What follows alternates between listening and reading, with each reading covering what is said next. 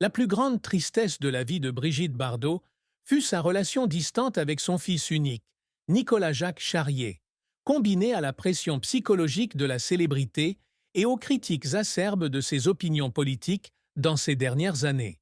Nicolas, né en 1960 d'un mariage avec Jacques Charrier, grandit en l'absence de sa mère, tandis que Bardot, au sommet de sa carrière, est souvent occupé par des projets de cinéma et une vie sociale.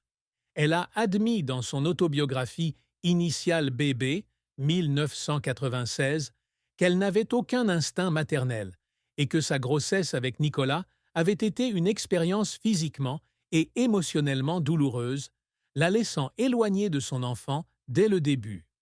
Après avoir divorcé de Jacques Charrier en 1962, Nicolas fut élevé par son père et Bardot le vit rarement, ce qui conduisit à une relation froide qui dura des décennies. Elle a dit qu'il y avait des nuits où elle pleurait dans son appartement parisien en regardant des photos de Nicolas et en se demandant si elle pourrait un jour réparer leur relation.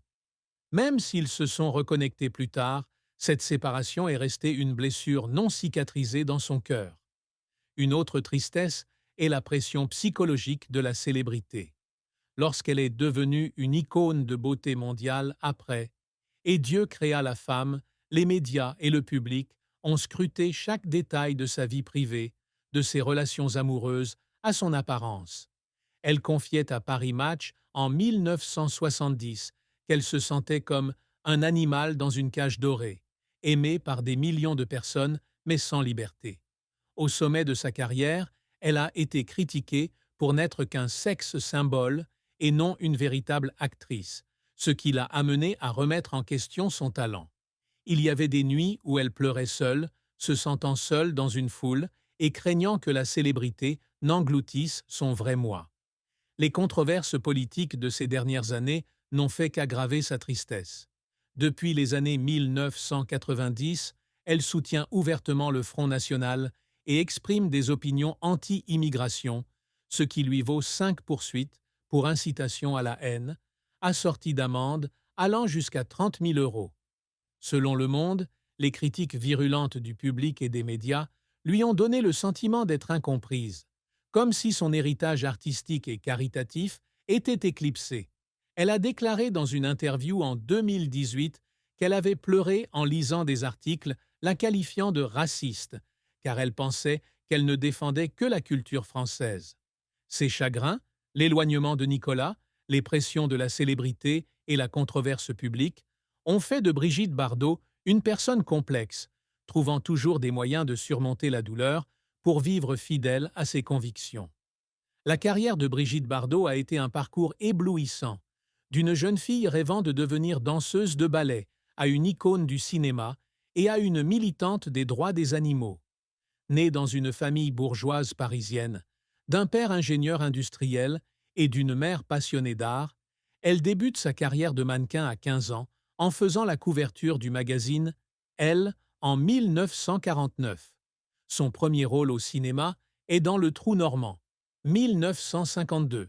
Mais Et Dieu créa la femme, 1956, réalisé par Roger Vadim, fait d'elle une star mondiale. Le film, avec son image sexy et le style libre de Juliette, a non seulement provoqué une fièvre en France, mais a également créé un phénomène culturel aux États-Unis et en Europe, rapportant plus de 4 millions de dollars de recettes au box-office. Ce rôle a établi Bardot comme une icône de chaton sexuel, un modèle féminin à la fois séduisant et rebelle. Elle continue de briller dans des films tels que La Parisienne, 1957, La nuit tombée du ciel, 1958, et Le mépris de Jean-Luc Godard, 1963, où elle incarne Camille Javal face à Michel Piccoli. Le mépris a été acclamé par la critique, a rapporté plus d'1 million de dollars et a été sélectionné comme l'un des 100 plus grands films de tous les temps par Sight and Sound. Elle a également eu du succès avec Viva Maria, 1965, avec Jeanne Moreau, qui a rapporté 3 millions de dollars et lui a valu une nomination au BAFTA de la meilleure actrice étrangère. En tant que chanteuse, elle sort des albums tels que Brigitte Bardot Sings, 1960, et Bébé 1962, avec des chansons comme Harley Davidson et Je t'aime, Moi non plus, avec Serge Gainsbourg, qui deviennent des tubes en Europe. Elle a collaboré avec des musiciens tels que Gainsbourg et Jean-Max Rivière, vendant des millions de disques. Après avoir pris sa retraite d'actrice en 1973, elle fonde la Fondation Brigitte Bardot en 1986, axée sur le bien-être animal. La Fondation, dotée d'un budget annuel d'environ 2 millions d'euros, a sauvé des milliers d'animaux, des chiens sauvages d'Europe de l'Est aux phoques du Canada, et a fait campagne pour interdire la chasse à l'éléphant en Afrique. Elle a reçu la Légion d'honneur en 1985 et le prix de la réalisation cinématographique de l'Académie du cinéma en 2007. Sa carrière a non seulement façonné la culture populaire, mais a également inspiré des générations d'artistes et de militants. Cependant, sa carrière n'a pas été sans échec. Le film The Vixen, 1969, a reçu des critiques négatives de la part des critiques, critiqué pour son manque de profondeur, et n'a rapporté que 500 000 $, bien en deçà des attentes. Elle a confié dans Initial BB qu'elle regrettait d'avoir accepté le rôle et que les critiques l'avaient blessée. L'album Nu au soleil, 1970, n'a pas non plus eu le succès escompté, avec de faibles ventes et étant éclipsé par des chanteuses plus jeunes comme Jane Birkin. Durant les années 1960, elle refuse plusieurs rôles à Hollywood, dont un projet avec Frank Sinatra, car elle ne veut pas quitter la France.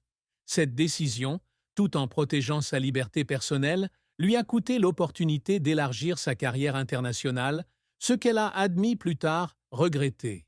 Au début de sa carrière, elle a été rejetée par de nombreux réalisateurs en raison de son manque d'expérience en tant qu'actrice.